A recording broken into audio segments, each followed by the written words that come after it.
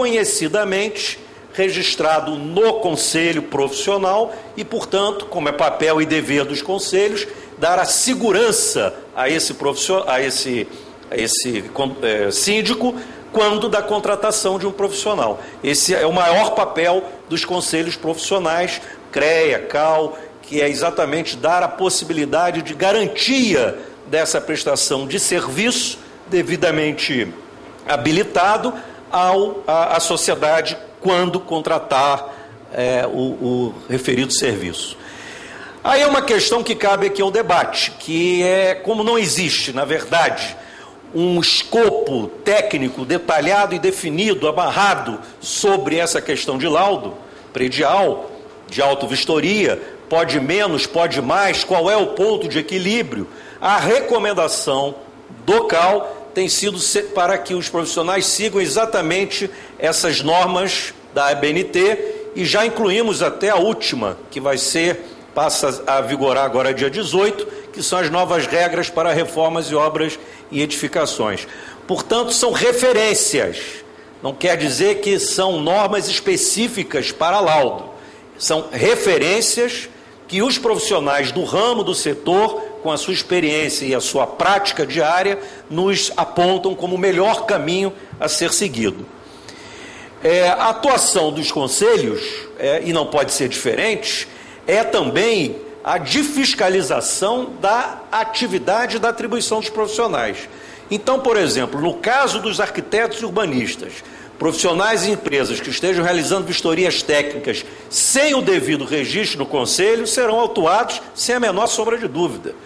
Estamos fazendo um estudo de volume sobre os RRTs recolhidos. E aí eu quero dar uma informação que eu recebi agora, que é o seguinte: nós temos um convênio com a Prefeitura da cidade que nos passa exatamente as informações sobre quais são, as RTs são dos colegas engenheiros, os RRTs são dos colegas arquitetos.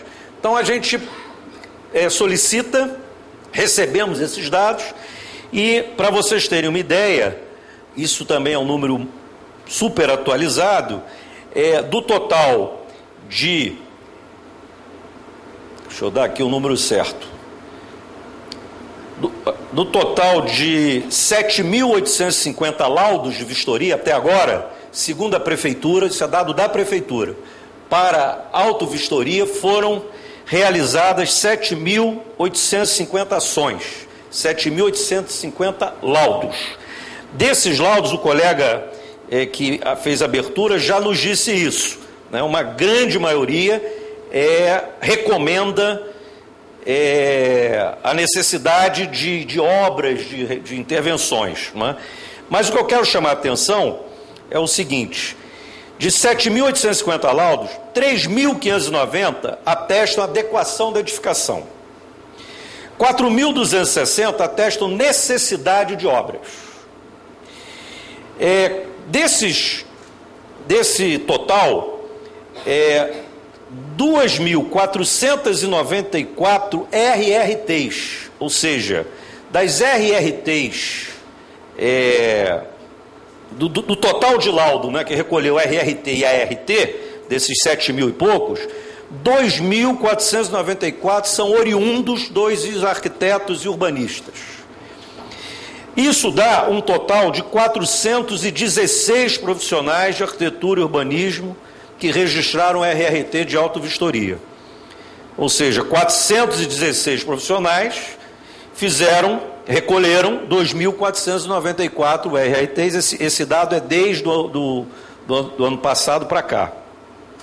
Isso quer dizer, evidentemente, que a maioria, a grande maioria dos laudos, a maioria é elaborada por engenheiros, a grande maioria, né? Então, para você ter uma ideia aqui, dos 7.850 laudos, 2.494 foram de responsabilidade do arquiteto urbanista.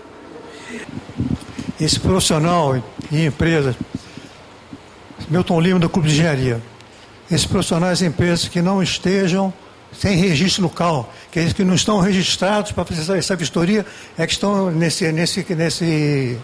nessa colocação aí? Não, aqui é a constatação daquela chamada prática ilegal da profissão. Ah, bom. É isso. É o colega que exerce sem estar devidamente habilitado junto ao Conselho. É nesse sentido. O volume compatível de RT profissional é exatamente em cima desses dados. Como nós recebemos da Prefeitura quinzenalmente um relatório, verificamos naquele relatório quantos arquitetos são responsáveis por quantos laudos. Por exemplo, detectamos lá que tem um colega que recolheu num prazo curtíssimo 47, 75, 56 RRTs. Tem algo estranho.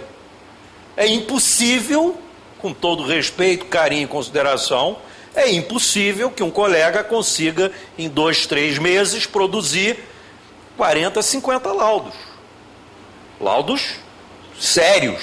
É impossível. Então o CAL, o Conselho, no caso aqui dos arquitetos, tem que atuar. E é o que nós estamos fazendo. Estamos fazendo o cruzamento desses dados e aqueles que têm um número incompatível de RRT com a quantidade de meses de trabalho, nós estamos interpelando, estamos notificando e vamos autuar aqueles casos que ficarem evidentes de que estão comprometendo, né, a classe como um todo. A outra questão é da própria cobrança de valor duvidoso, que é uma outra questão importante a gente discutir. Afinal de contas, quanto custa um laudo? Depende, é verdade, depende da edificação, né, depende do tempo de vida desse prédio, mas deve ter uma média estipulada pelo mercado. Agora, quando você percebe no RRT, no preenchimento do valor do contrato, algo do tipo R$200, R$300, tem algo estranho. Então o Conselho também está indo em cima desses dados que considera duvidoso, não é? E aqui umas recomendações que já fizemos para a Prefeitura, né, sob o ponto de vista da fiscalização que começa em 1º de julho. É impossível a fiscalização acontecer na cidade toda. Então a nossa proposta é para que se monte através de bairros e começando por aqueles mais consolidados e antigos da cidade. Então começaria pelo centro, adjacências, Copacabana, depois vai para Ipanema, vai para o Leblon, porque os prédios mais comprometidos, com maior tempo de vida, são os prédios nas áreas mais consolidadas sob o ponto de vista urbano da cidade. E aqui uma medida bastante polêmica, que não cabe aqui, mas é só para ficar pontuado, para a gente um dia poder discutir isso com maior profundidade, é com relação à emissão do habite-se, em que nós consideramos que deveria, no ato da emissão do habite-se, ser exigido projetos complementares, não só o as-built de arquitetura, mas dos projetos complementares, especialmente o projeto de estrutura, para não acontecer o que aconteceu no edifício Liberdade. Não se encontrou projeto, até hoje não se encontrou os projetos complementares. E hoje em dia, com a possibilidade dos arquivos digitais, fica mais fácil você poder armazenar. Temos que discutir a maneira, o modo operante, como é que nós vamos fazer. Mas o conceito seria de criar uma exigência a mais no ato do habite para a segurança de todo esse processo. E aqui uma questão que me interessa muito discutir, que eu já tive a oportunidade de discutir com o Lapa, já tive a oportunidade de discutir publicamente com o Agostinho, até num debate que teve aqui no Clube de Engenharia, naquele auditório grande. Fizemos essa proposta, não tivemos nenhuma resposta até hoje, e acho que vocês, colegas engenheiros, colegas arquitetos, deveriam pressionar, né? Vou aproveitar que está aqui o vice-presidente do CREA, o meu amigo Lapa, pressionar o CREA, né, para que a gente possa criar uma resolução conjunta entre CAL e entre CREA. Aliás, Lapa, se fizermos isso, vai ser a primeira resolução conjunta do Brasil. Vai ser um exemplo para todos os estados e para os conselhos federais, do entendimento e da convivência respeitosa e complementar entre os profissionais da engenharia e entre os profissionais da arquitetura e urbanismo. E nós até arriscamos aqui a uma proposta dessa instrução normativa conjunta, que é exatamente criar o escopo mínimo técnico do que seria um laudo. Claro que aqui eu não tenho nenhuma pretensão de ser dono da verdade e dizer que é esse o escopo. Isso aqui é o que a gente chama de uma proposta Judas, né? É aquela que vai ser malhada à vontade. Então a ideia é pegar essa proposta, a ideia de se criar a resolução conjunta e trabalharmos conjuntamente. Não, acho que esse escopo está de menos ou está de mais, temos que melhorar aqui, melhorar lá, mas a força dessa resolução seria uma resolução conjunta, tanto do CREA como do CAL. Com isso a gente pacificaria bastante, não completamente, mas bastante o mercado, que é a grande dúvida que os profissionais hoje têm. Pelo menos eu tenho percebido isso em todos os debates que eu tenho participado com os arquitetos urbanistas e com os engenheiros também. É a grande dúvida, como é que é esse escopo? Como é que é esse laudo? Essa é uma inspeção visual? Eu preciso fazer testes? Até que ponto vai a minha responsabilidade enquanto profissional? Então a gente precisava esclarecer. E se os conselhos não esclarecerem isso, quem é que vai esclarecer? É o poder público? São as associações de síndicos e de condomínios? Então é um dever nosso, nós estamos devendo isso, inclusive aos profissionais, que é um escopo mínimo de trabalho. E aqui eu faria um apelo, aproveitando a oportunidade da presença do Lapa, já conversei com ele algumas vezes, já falei com o Agostinho algumas vezes, de fazer uma resolução conjunta. Se não for essa, façamos outra, mas precisamos ter um mínimo de escopo técnico, no entendimento único, para dar tranquilidade aos colegas, dar tranquilidade ao mercado, e com isso a gente cria um certo patamar do entendimento técnico e uma certa possibilidade, inclusive comercial, de comum acordo. Então é isso. Muito obrigado a vocês.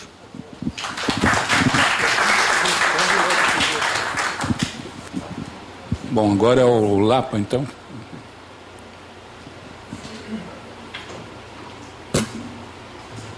Aqueles que quiserem fazer pergunta, está aqui o microfone. Já sobre isso?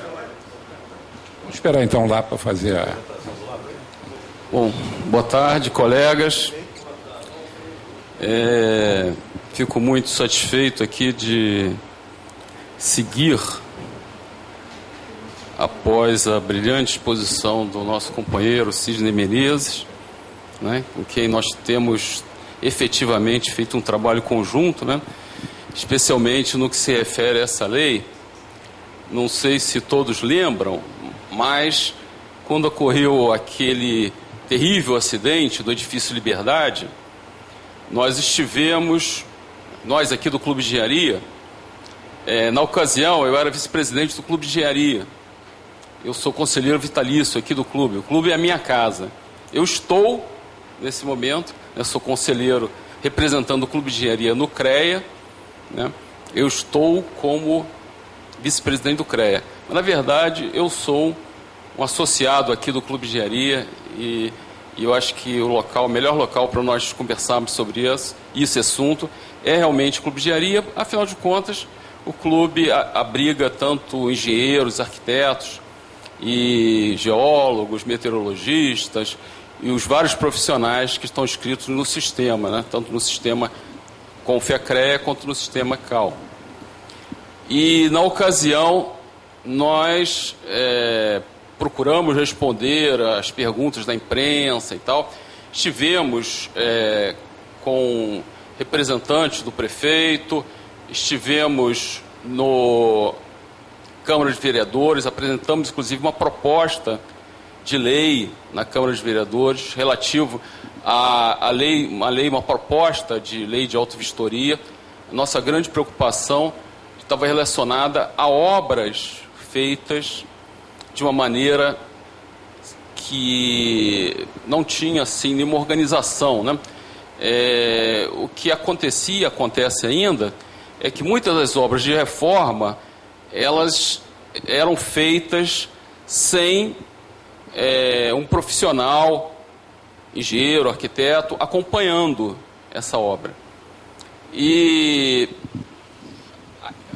nós fizemos uma proposta, né, para que fossem feitas vistorias, mas incorporando essa questão das obras, porque nós sabemos que a maior parte dos problemas de acidentes estão relacionados a obras que sem o devido acompanhamento, né, como ocorreu lá no edifício Liberdade, né, quando o terceiro andar tinha um engenheiro acompanhando, no sexto andar eles já fizeram a obra, não tinha já engenheiro, e no nono andar, que foi quando ocorreu o acidente, também não tinha, e pelo que está escrito nos depoimentos dos operários que participaram daquela obra, eles quebraram, cortaram ferros, quebraram pilares, eles não sabiam que naquele andar havia um andar de transição, que a estrutura modificava, era diferente naquele andar, né? E inclusive foi alertado ao responsável pela obra, que era uma pobre de uma moça, coitada, que era simplesmente uma administrativa, e ela disse que podia continuar. Isso é que está escrito no depoimento, tá? E em seguida ocorreu aquele evento terrível, e nós já tivemos vários outros casos anteriores de obras feitas sem um profissional responsável e que também foram à ruína. Por exemplo, nós podemos, os que mais antigos aqui, em 2001, se não me engano, aquele Hotel Rosário, ali na 1º de março, que caiu também quando estava se fazendo uma obra num restaurante embaixo, né? Então esse é um aspecto que ninguém deve negligenciar, que nós sempre colocamos para todos. Então, na ocasião, nós realizamos um evento, né? Convidamos o Cal, veio aqui, teve aqui conosco o nosso colega Sidney Menezes, e veio também o Pedro da Luz, do IAB, e o colega do Instituto de Engenharia Legal também, na ocasião, o presidente, Milton Mandemblar. E nós fizemos um debate. Daquele debate surgiram as ideias, propostas, e todos nós trabalhamos em conjunto para que esse tipo de evento não mais acontecesse. E nós esperamos que nunca mais aconteça, né? Para isso, nós precisamos que efetivamente essa lei seja colocada em vigor. Eu estou entendendo que essa lei já pegou, apesar de que alguns colegas falavam que essa lei não vai pegar, ou teve até um síndico que me falou isso. Essa lei não vai pegar, você não quer assinar isso aqui para mim? Eu falei, não, fulano, essa lei vai pegar, fica tranquilo. Você vai contratar um profissional, ele vai olhar o teu prédio, você não é engenheiro, você é advogado, e isso vai agregar valor à tua administração como síndico, porque ele vai apontar problemas que você não é capaz de ver, e que